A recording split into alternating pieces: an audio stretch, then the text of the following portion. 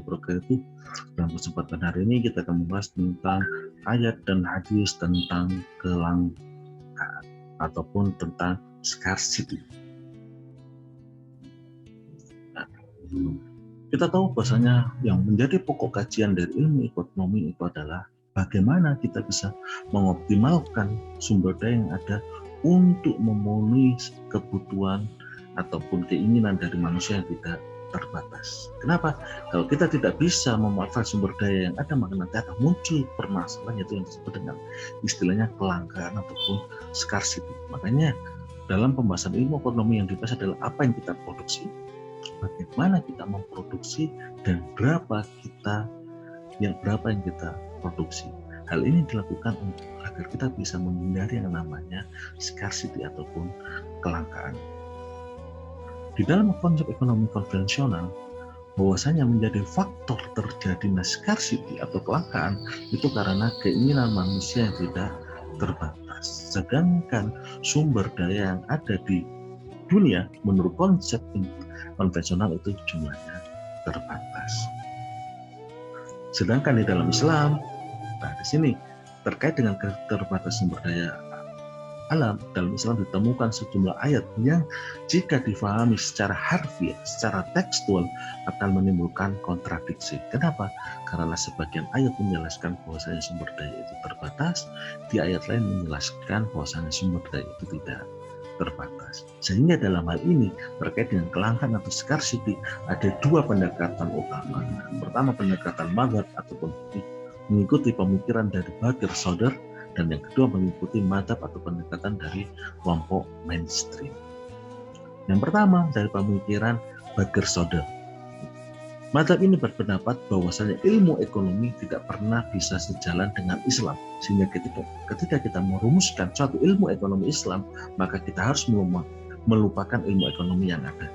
Yang kita lakukan adalah menggali ekonomi Islam atau ajaran Islam tentang ekonomi dari sumbernya, dari Al-Quran dan hadis, baru kemudian kita menghasilkan yang namanya teori. Sehingga mazhab ini menolak pernyataan bahwasanya masalah ekonomi muncul karena adanya keinginan manusia yang tidak terbatas, sedangkan sumber daya jumlahnya terbatas. Kenapa?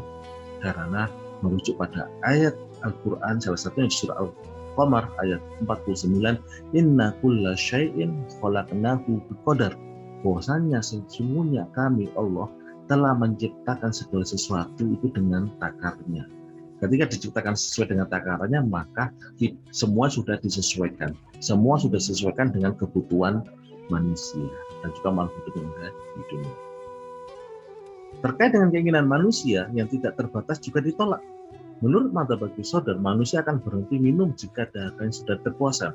Contoh, ketika kita haus, misalkan di situ ada beberapa botol minuman. Ketika dahaga kita sudah selesai, maka kita akan berhenti minum. Sehingga yang namanya keinginan itu ada batasannya.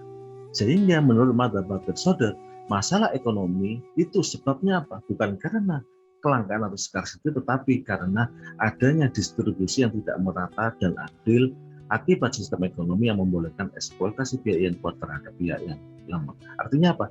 Tidak adanya distribusi yang adil, sehingga ada yang kaya, terlalu kaya, dan ada yang miskin, sangat-sangat miskin.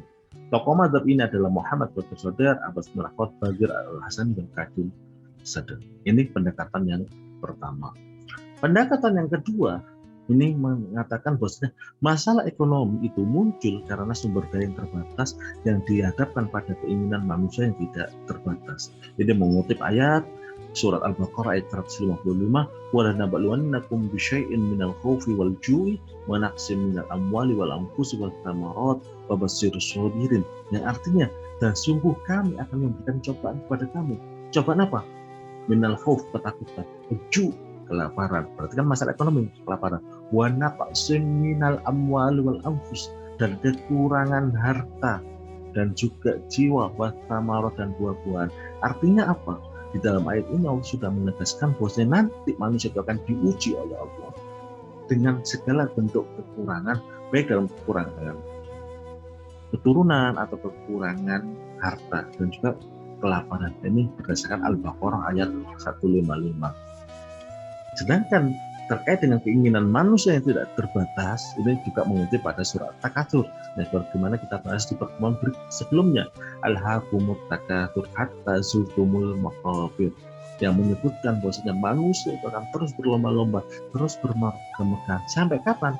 Sampai masuk ke liang kubur. Jadi manusia, keinginan manusia tidak ada batasannya, kecuali jika manusia tadi sudah meninggal. Selain dari surat Takatsur, dalil yang digunakan oleh madzhab mainstream yang mengatakan bahwa manusia itu tidak pernah puas, itu adalah di hadis Nabi yang disebutkan bahwasanya manusia itu tidak akan pernah puas bila manusia itu diberi satu lembah emas, satu lembah Uhud emas, ia akan minta lembah yang kedua. Bila diberi yang kedua, maka dia akan minta lembah ketiga, dan seterusnya sampai dia masuk kubur. Artinya apa? Manusia tidak pernah merasa puas sampai mereka masuk ke dalam alam kubur. Sehingga madzhab mainstream dan ekonomi konvensional dalam memandang persoalan ekonomi tidak terdapat perbedaan. Yang menjadi perbedaannya adalah terkait dengan bagaimana cara penyelesaian masalahnya. Kalau dalam madzhab mainstream, penyelesaian masalah terkait dengan scarcity atau kekurangan, maka akan menggunakan ajaran-ajaran yang ada di dalam Islam. Nah, contohnya tokohnya di sini adalah Umar Chopra, Manan, dan Najibullah As-Siddiqui. Nah, setelah kita tahu terkait dengan dua pendekatan baik dari kelompok Badr Shouder dengan kelompok mainstream, kita akan mengutip beberapa ayat dan juga beberapa hadis yang menjelaskan terkait dengan masalah kelangkaan ataupun bagaimana kita menyikapi kelangkaan atau apa hikmah dari adanya kelangkaan tadi. Yang pertama, kita akan mengutip ayat-ayat yang menjelaskan bahwasanya kelangkaan itu ada, bahwasanya namanya scarcity, kelangkaan itu benar-benar ada. Yang pertama yang tadi sudah dibacakan sebelumnya itu surah Al-Baqarah ayat 155, "Walanabluwannakum bisyai'in minal khawfi wal ju'i wa naqsin minal amwali wal anfusi wath thamarat wa basyirus shabirin." Dan sungguh kami akan memberikan jawaban kepada kamu dengan sedikit ketakutan, kelaparan, kekurangan harta jiwa dan buah-buahan. Jadi kelangkaan itu ada. Di ayat lain disebutkan di surah An-Nahl ayat 112, wa daraballahu mathalan qaryatan kanat aminatan mutmainnatan ya'tiha rizquha raghadan min kulli makan fakafarat bi an'amillah fa'adzaqaha Allahu libasal ju'i wal khawfi bima kanu yasna'un. Yang artinya bahwasanya Allah membuat permisalan. Allah telah menjadikan satu desa, yang desa itu aman, tentram, makmur, dan semua rezeki datang dari arah mana saja. Kemudian desa tadi fakafarat bi an'amillah, kemudian desa tadi mengingkari nikmat-nikmat Allah, sehingga kemudian apa yang dibalas oleh Allah? Fa'adzaqaha Allahu libasal ju'i wal khauf, maka Allah menggantinya yang tadi awalnya aman, tentram, makmur diganti dengan ketakutan, dengan kelaparan. Nah, penyebab ketakutan dan kelaparan ini apa? Karena sifat kufur terhadap nikmat Allah tadi. Sehingga dari ayat ini kita bisa memahami bahwasanya namanya kelangkaan itu disebabkan karena sifat kufur kita, karena kita tidak mensyukuri nikmat dari Allah. Sehingga ketika kita menjumpai yang namanya kelangkaan atau kesempitan rezeki, apa yang kita lakukan? Yang pertama berdasarkan di surat Al-Baqarah ayat 155 yaitu babasyirus shabirin, berarti kita harus sabar. Yang kedua yang ada di surat An-Nahl, kita harus bersyukur. Dengan syukur dan juga sabar, inilah yang nanti dengan sendirinya akan menghilangkan yang namanya kelangkaan ataupun kesempitan. Bagaimana di ayat Al-Qur'an disebutkan, la in syakartum azidannakum wa la in kafartum inna adzabi lasyadid. Kalau kalian bersyukur maka aku menambah, kalau kalian berkufur maka azabku sangat pedih. Sehingga mengeluh, kufur, itulah menyebabkan adanya kesempitan rezeki. Oke, ayat berikutnya yaitu ayat yang kedua adalah ayat-ayat yang menjelaskan bahwasanya kelangkaan itu tidak ada. Ini berbeda dengan yang pertama tadi. Ini pertama di surat Hud ayat 6, wa ma min dabbatin fil ardi illa Allahi rizquha wa ya'lamu mustaqarraha wa mustauda'aha kullun fi kitabim mubin. Bahwasanya tidak ada hewan melata pun di bumi ini melainkan Allah telah menetapkan rezekinya, dan Allah telah tahu kemana mereka itu tempat berdiamnya dan kemana tempat penyimpanan makanannya. Semua tertulis di kitabim mubin, yaitu di lahul mahfuz. Semua catatan rezeki semua hambanya termasuk hewan yang melata pun sudah ada. Artinya apa di sini? Tidak ada kelangkaan. Kondisi normal, kondisi ideal semuanya sudah terpenuhi, semua sudah tercatat rezekinya oleh Allah.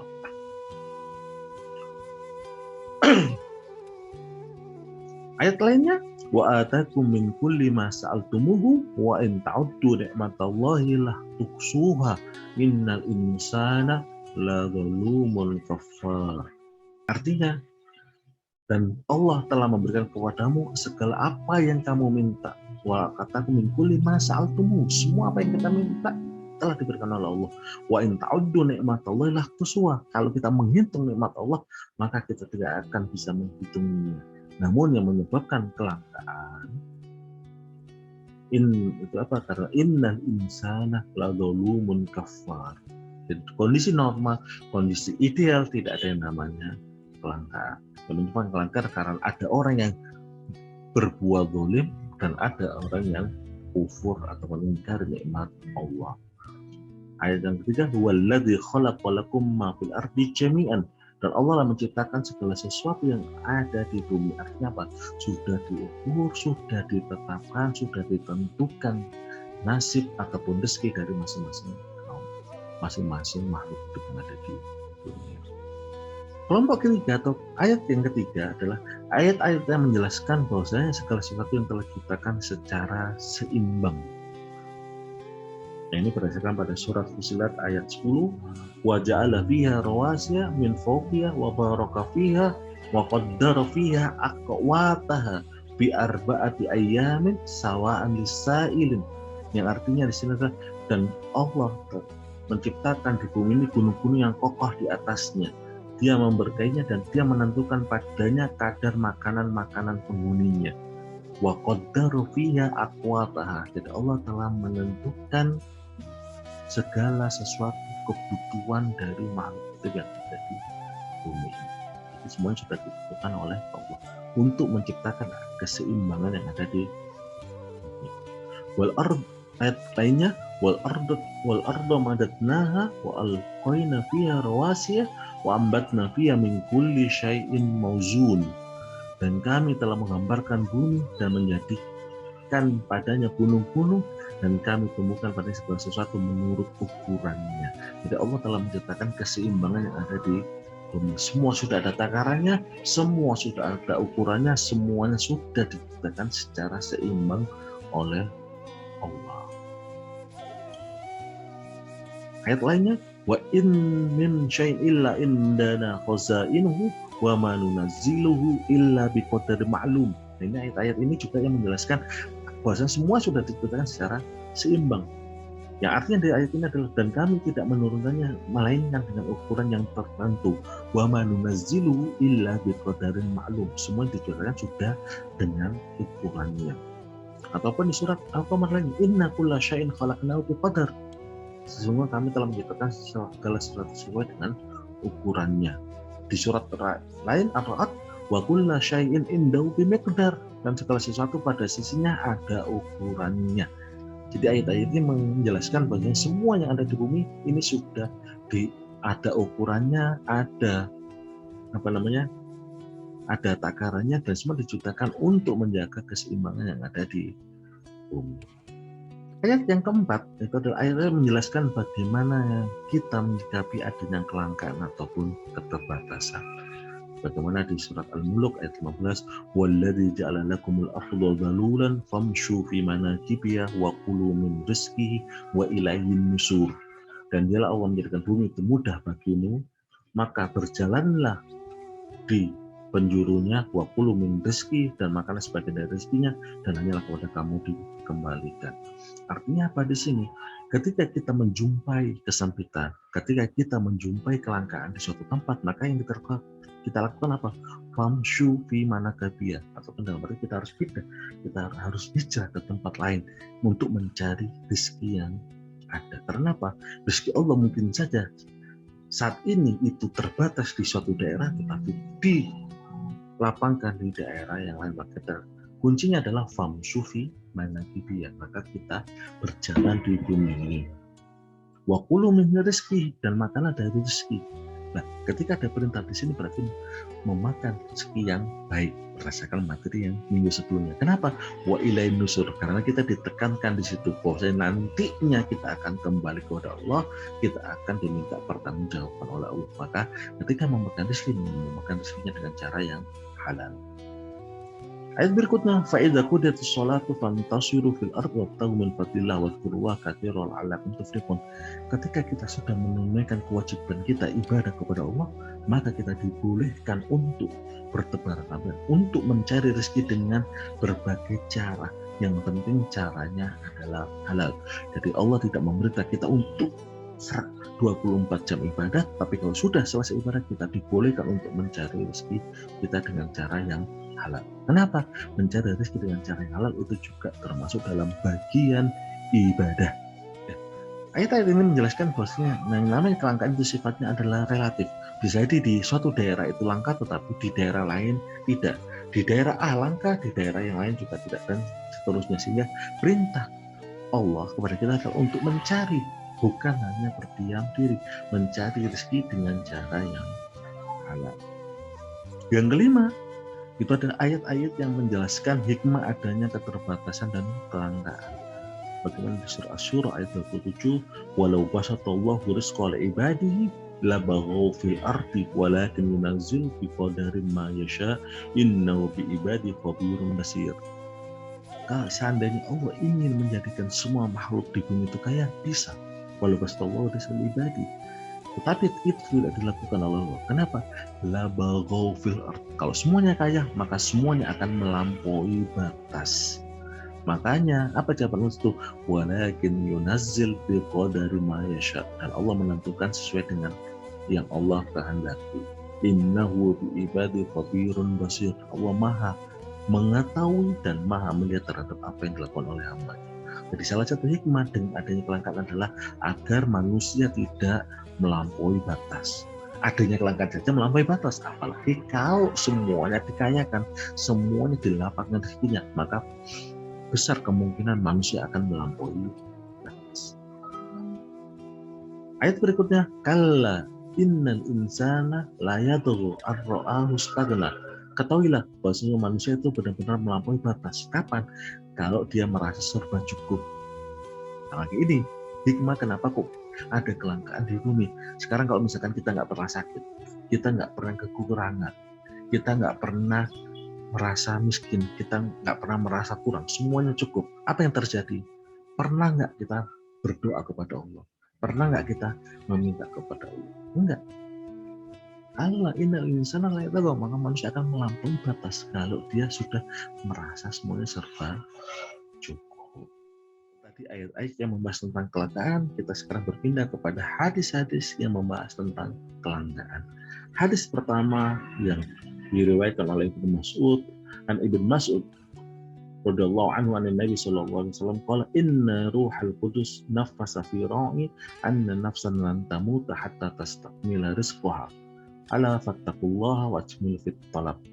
Ini yang kita kutip yang di pertemuan sebelumnya juga, ini juga membahas tentang kelangkaan, bahwasanya malaikat Jibril ketika menitipkan ruh di dalam setiap janin, setiap manusia yang ada di dalam rahim, ketika dihitungkan ruhnya, itu sudah tercatat bahwasanya seorang manusia tidak akan meninggal, tidak akan mati sebelum sempurna rezekinya. Artinya apa? Sebelum dia mendapatkan semua rezeki yang telah ditetapkan, maka dia tidak akan meninggal dunia. Artinya apa?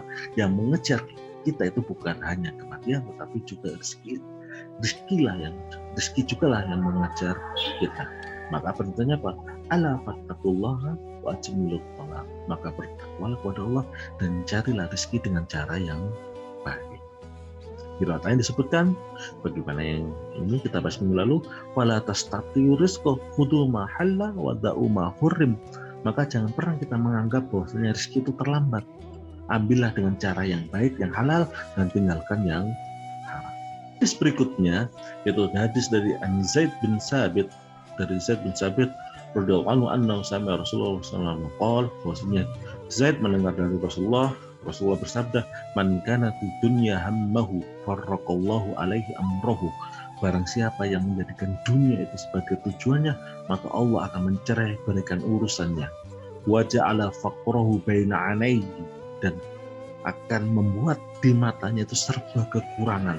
Walam ya'ti minad dunya illa ma kutiba lahu, dan dia tidak akan menerima bagiannya dari dunia kecuali yang sudah ditetapkan saja.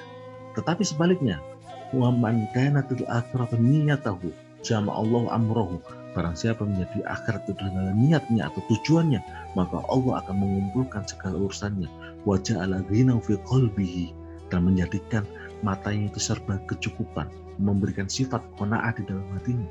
Wa atathu dunya wa hiya radhimah, dan dunia itu akan datang dengan sendirinya kepada dia, dan dunia itu datang dalam kondisi hina. Dalam artian sini dia tidak membutuhkan dunia tadi. Jadi merasa ya dunia biasa saja, tidak merasa berlebihan bahwa dunia ini sangat penting. Pelajaran yang bisa kita ambil dari hadis ini, ketika kita mengarahkan tujuan hidup kita untuk akhirat, maka semua urusan kita akan dipermudah oleh Allah, dan Allah akan mencukupkan semua kebutuhan kita dan memberi kita yang namanya sifat qanaah. Dan dunia itu akan datang dengan sendirinya tanpa kita memikirkan sama sekali tentang dunia tersebut. Nah, maka di situ bukan tanpa usaha ya, tetap usaha tapi bukan menjadi prioritas utama, bukan menjadi apa yang selalu dipikirkan. Tapi sebaliknya, jika kita menjadikan dunia sebagai tujuan hidup kita, maka semua urusan kita akan dicerai berikan oleh Allah. Nggak pernah selesai, ada datang urusan ini, datang lagi urusan ini, datang lagi urusan ini, dan seterusnya. Dan yang apa yang kita dapat dari dunia atau rezeki itu hanyalah sebatas apa yang sudah ditetapkan. Sehingga jika kita ingin dipenuhi rezeki kita, maka yang kita harus berorientasi kepada kehidupan di akhirat. Maka kita mengorientasikan kehidupan kita untuk tujuan akhirat, bukan tujuan dunia. Kalau kita sudah tujuannya adalah akhirat, maka dunia ini akan datang sendirinya. Tapi kalau tujuan kita adalah dunia, belum tentu akhirat itu akan mengikutinya. Ya, demikian materi kita untuk hari ini. Nanti kita akan lanjut dengan diskusi di kelas. Kurang lebih, mohon maaf. Assalamualaikum warahmatullahi wabarakatuh.